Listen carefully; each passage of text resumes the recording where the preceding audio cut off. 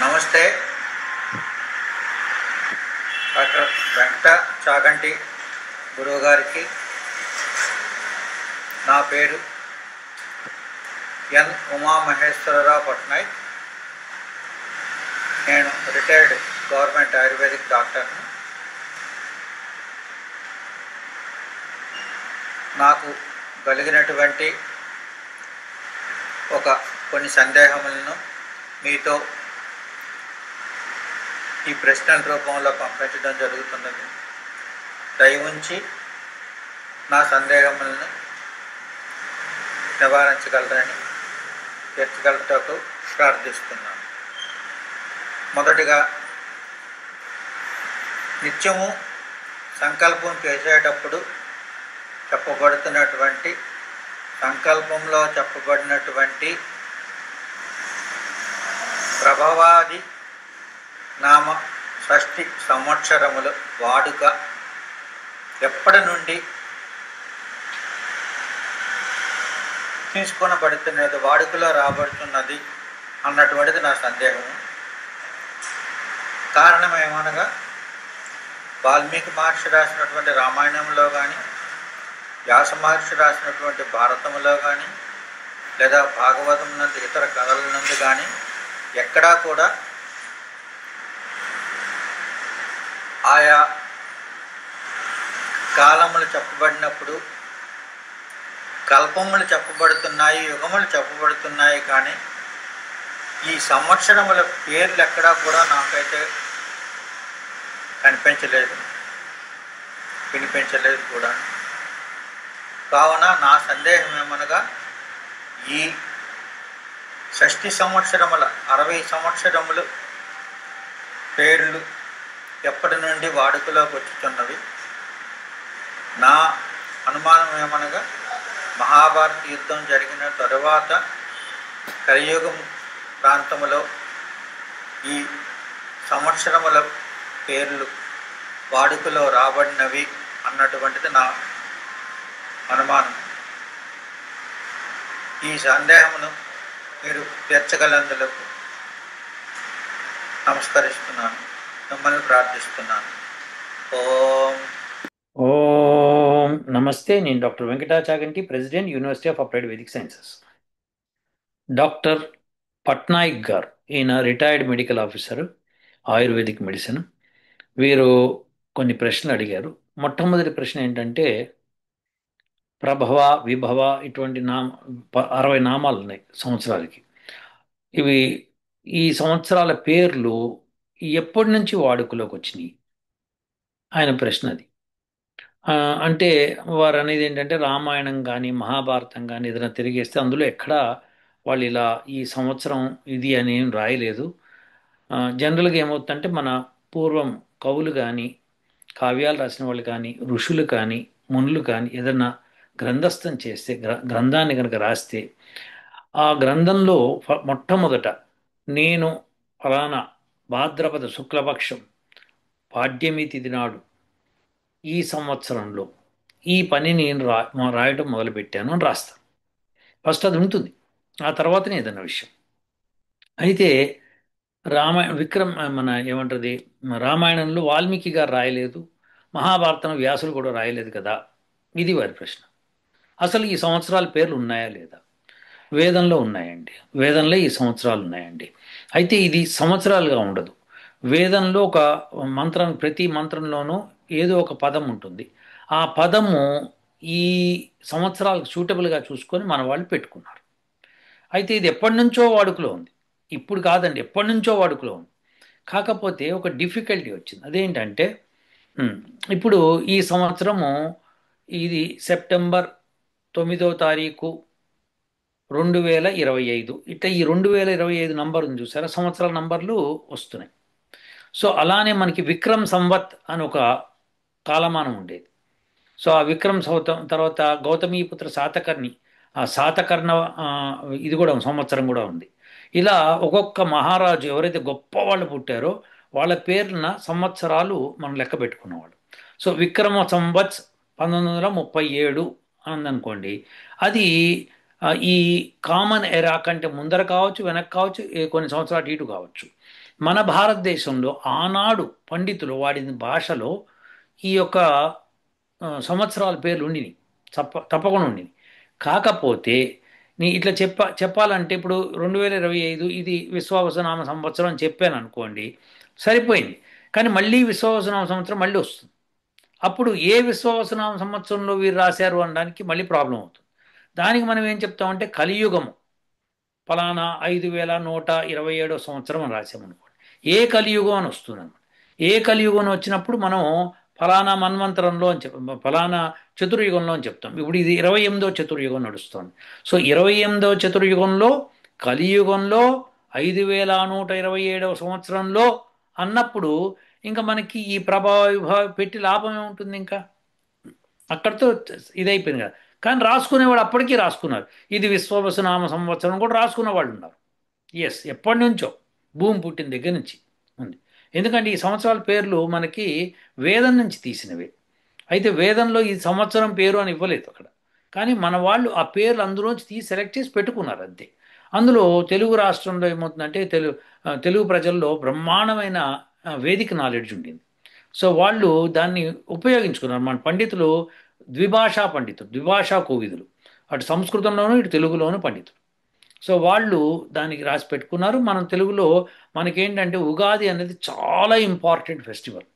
ఎంత ఇంపార్టెంట్ అంటే ఉగాది తర్వాత మామిడికాయలు ఇవన్నీ, కొబ్బరి ఇవన్నీ కూడా అది మనకి అసలు ఆ బంధం ఎటువంటి బంధం అంటే దానికి మార్చలేనటువంటి బంధం అనమాట. ఇటువంటి పేర్లు మొదటి నుంచి మనకున్నాయి. మనం వేదం నుంచి తీసి మన పండితులు పెట్టారు. భారతదేశం అంతా పెట్టారండి. ఇది ఉత్తి మన తెలుగు రాష్ట్రాల్లోనే కాదు. కాకపోతే వాడుకలోకి వచ్చేటప్పటికి ఓన్లీ జ్యోతిష్య శాస్త్రం వాడేటప్పుడు మాత్రమే ఎక్కువ వాడుకలో పెట్టుకున్నారు. ఎందుకంటే ఆ పేరుకి ఆ సంవత్సరానికి సంబంధం ఉంది. ఇది ఒక పెద్ద సైన్స్. దీని గురించి మళ్ళీ నేను మాట్లాడతాను. కానీ ఇప్పుడు ప్రస్తుతం ఏంటంటే మీరు అడిగిన ప్రశ్నకి ఎస్, పేర్లు వేదం నుంచి తీసినవే. కానీ వేదంలో ఇది సంవత్సరం పేరుని ఇవ్వరు అక్కడ. సో అలా లేదు. ఇది మనం మన పేరు పెట్టుకుంటున్నాం. ఇప్పుడు నా పేరు వెంకట. సో ఈ వెంకట అనే పేరు ఎక్కడి నుంచి వచ్చింది అంటే దాని సంస్కృతం నుంచి ఈ పదం నుంచి వచ్చింది. ఈ పదం వేదంలో ఉందా అని వేదం నుంచే సంస్కృత పదాలు పుట్టినాయి, సంస్కరింపబడి ఇవ్వబడ్డాయి. కాబట్టి వాటిని ఉపయోగించుకొని మనం పెట్టుకున్నాం అనమాట. సో అలానే ఆ పేర్లు కూడా పెట్టడం జరిగింది. కాకపోతే వాల్మీకి రాయకపోవడానికి కారణం నేను చెప్పాను కదా. ఆయన ఫలానా చతుర్యుగంలో రాశాడు. ఏ చతుర్యుగమో అది ఏ మన్వంతరమో కూడా రాశాడు. సో ఇప్పుడు మను మన్వంతరం కదా. సో ఈ మన్వంతరంలో మనకి ఈ ఈ మనం పలానా పేర్లు ఉన్నాయి. మనువులకు కూడా పేర్లు ఉన్నాయి అనమాట. ఈ పేరు ఈ పేరు అట్లా మొదటి నుంచి 14 మనువుల పేర్లు ఆల్రెడీ డిసైడ్ అయి ఉన్నాయి. సో అలాంటిది ఇప్పుడు ఈ మన్వంతరంలో మనము ఫలానా చతుర్యుగంలో ఫలానా సంవత్సరంలో ఫలానా కాలంలో అంటే ఫలానా మాసములో అని చెప్పి మనం చెప్పుకుంటూ మనము గ్రంథంలో ఏదైనా రాసి స్టార్ట్ చేసేటప్పుడు పెట్టుకుంటాం. అంతేకాదు ప్రతి చోట సంకల్పం తీసుకున్నప్పుడల్లా కూడా ఇవన్నీ వస్తాయి. సో అందుకని సంవత్సరం పేరు విశ్వావసునామ సంవత్సరం అని మనం వాడచ్చు, వాడకపోవచ్చు. అవసరం ఉంటే వాడండి, లేకపోతే లేదు. కానీ జ్యోతిష శాస్త్రం పరంగా అయితే తప్పకుండా వాడాలి. ఎందుకంటే దానికి ఒక సిగ్నిఫికెన్స్ ఉంది అందుకని. సో ఇది మీ మొదటి ప్రశ్నకు సమాధానం. ఇప్పుడు మీ రెండో ప్రశ్నకి వెళ్దాం. నా రెండవ ప్రశ్న ఏమనగా, తెలుగు మాసముల చైత్రం, వైశాఖం మొదలగు మాసముల పేర్లు ఎప్పటి నుండి వాడుకలో వచ్చి ఉండవచ్చు?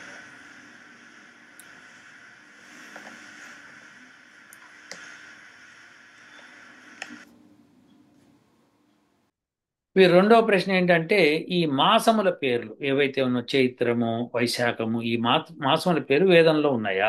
వేదంలో ఉన్నాయండి. ఈ మాసాల పేర్లు వేదంలో ఉన్నాయి. మనకి అనేక మంత్రాల్లో ఈ పేర్లు కనిపిస్తూ ఉంటాయి అన్నమాట. సో ఈ పేర్లనే తీసుకొని జ్యోతిష్ శాస్త్రంలో కూడా ఇంక్లూడ్ చేశారు.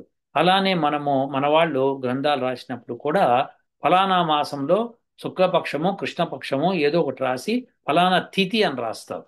సో తిథి, మాసము, ఋతువు, సంవత్సరము, యుగము, చతుర్యుగము, మన్వంతరము, ఇక్కడ దాకా వెళ్ళిపోతుంది. అలా రాసుకునేవాడు ఉన్నారు. సో మనకి అందులో ఎటువంటి డౌట్ సంకోచం అక్కర్లేదు. మనకి ఫర్ ఎగ్జాంపుల్ ఆ, ఆ, వసంతము, గ్రీష్మము, శరదృతువులు అని చెప్పి మనకి ఋతువుల పేర్లు ఇస్తాడు ఒక మంత్రంలో. సో అలానే ఆ మంత్రం ఋతువులకి ఏ ఏ మాసాలు వస్తాయి అన్నది మళ్ళీ వేరే చోట వేరే చోట వేరే చోట అట్లా మనకి కనిపిస్తాయి. సో ఈ పేర్లన్నీ కూడా మనము ఆ, వేదం నుంచి తీసి యూటిలైజ్ చేసుకున్నాం అనమాట. సో మనం పెట్టుకున్న పేర్లే వేదంలో కొన్ని పేర్లు ఇస్తారు, తర్వాత మనం కొన్ని పెట్టుకుంటాం మన అనుకూలత కోసం మనం చేసుకుంటాం. సో వేదం ప్రకారము మాసములు, ఆ మాసాలకి పక్షాలు, పక్షాలు తర్వాత ఋతువులు తర్వాత మన సంవత్సరాలు, సంవత్సరాల తర్వాత యుగాలు, యుగాల తర్వాత చతుర్యుగాల పేర్లు, తర్వాత మన్వంతరం పేరు, ఇవన్నీ వచ్చేస్తాయండి. సో మనకి మీరు ఎప్పుడైనా సంకల్పం వింటే ఇవన్నీ కూడా వరుస పెట్టి ఉంటాయి. అది వేదంలో లేకపోతే మన వాళ్ళు అసలు వాడనే వాడరు. అది విశేషం అన్నమాట. ఇప్పుడు మీ మూడో ప్రశ్న. నా మూడవ ప్రశ్న ఏమనగా, చంద్రుడు భూమికి అతి సమీపాన ఏ కాలమునందు ఉండి ఉండవచ్చును? ఓం నమస్తే. నా ఈ సందేహములను తమరు నివృత్తి చేయగలందులకు ప్రార్థించుతాను. వీరి మూడో ప్రశ్న ఏంటంటే, చంద్రుడు మనకి అంటే మనకనే భూమికి అతి చేరువలో ఎప్పుడు ఉండి ఉండాడు? ఇది ఆయన ప్రశ్న. ఎందుకు అడిగారంటే ఆయనే నాకు ఒక నోట్స్ పంపించారు అయింది. దానిలో ఏమని రాసుకున్నారంటే, చంద్రుడు ప్రతి సంవత్సరము 1 సెంటీమీటర్ జరుగుతున్నాడు. సో అవే ఫ్రమ్ అర్త్ నుంచి దూరంగా వెళ్తున్నాడు అని ఏదో రాశారు ఆయన. ఆ మాట నిజమే. అది దూరంగా వెళ్తున్నాడో మా దగ్గరగా వస్తున్నాడో నేను సరిగ్గా చూడాలి. నాకు గుర్తున్నంత మటుకు దూరంగా వెళ్తున్నాడు. దాని మీద ఒక వీడియో కూడా చేశాను నేను. సో చంద్రుడు 1 సెంటీమీటర్ దూరంగా వెళ్తున్నాడు. దూరంగా వెళ్తున్నాడు కాబట్టి ఎప్పుడో ఒకప్పుడు మన దగ్గర ఉండి ఉండాలి కదా అని ఆయన ప్రశ్న. ఆ, దీని గురించి అండి పట్నాయక్ గారు, డాక్టర్ పట్నాయక్ గారు, ఆ, మనము వివరంగా వెళ్తే చంద్రుడు మనకి ఒక చోట ఉన్నాడు, 1 సెంటీమీటర్ జరుగుతున్నాడు అన్నది ఈ రీసెంట్ గా కనుక్కున్న విషయం. రీసెంట్ గా అంటే దాదాపు 50 సంవత్సరాల నుంచి ఈ మధ్యలోనే తెలిసిన విషయం. ఇంకా మాట్లాడితే ఇంకా 25 సంవత్సరాల ముందే తెలిసింది. సో 1 సెంటీమీటర్ అలా జరుగుతున్నాడు. కానీ వాళ్ళు ఎప్పుడు ఎంత దగ్గరగా ఉన్నాడో చెప్పలేదు.